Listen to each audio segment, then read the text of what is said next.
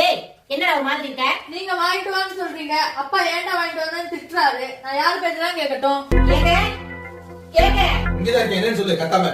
என்னங்க இப்பதே நம்ம பிள்ளை நம்ம பேச கேட்க ஆரம்பிச்சிருக்கா, அதுக்குள்ள ஏன்டா வாங்கிட்டு வந்தே திட்டுனீங்களாம்ல? அவன் என்ன வாங்கிட்டு வந்தான்னு தெரியாம நீ வாட்டுக்கு வெவ்வேறு கத்திட்டு இருக்க. அதுக்கு ஏன் வாய்க்குள்ள தண்ணி வச்சு வாய் கொப்பிச்ச மாதிரி காய வச்சிருக்கியே? தங்கம் நீ என்னடி வாங்கிட்டு வந்த சாமி? நான் முட்டை வாங்கிட்டு வந்தேம்மா. பாத்தீங்களா புள்ள குழம்புக்கு முட்டை வாங்கிட்டு வந்திருக்கேன், அவனை பெருமையா பேசாம அப்படி ஏசிக்கிட்டு இருக்கீங்களே. தங்கம் காசு எதிரி கூரட்ட குப்பை. அவன் பரிச்சையில முட்டை வாங்கிட்டு வந்திருக்கேன், அவனை போய் கொஞ்சிக்கிட்டு இருக்க.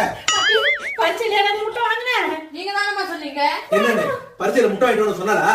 4 பேர் திருப்பி பாக்குற மாதிரி நடந்துக்கணும்னு சொன்னீங்கல்ல. ஆமா நான் சொன்னேன், அது நான் அப்படிங்க சொன்னேன். அதுக்கு சாரு பிரகதீஸ்வரன் முட்டை அப்படின்னு சொல்லி பரிசு பேப்பர் தரும்போது என் கிளாஸ்ல இருக்க எத்தனை பேர் என்ன திருப்பி பார்த்தாங்க தெரியுமா?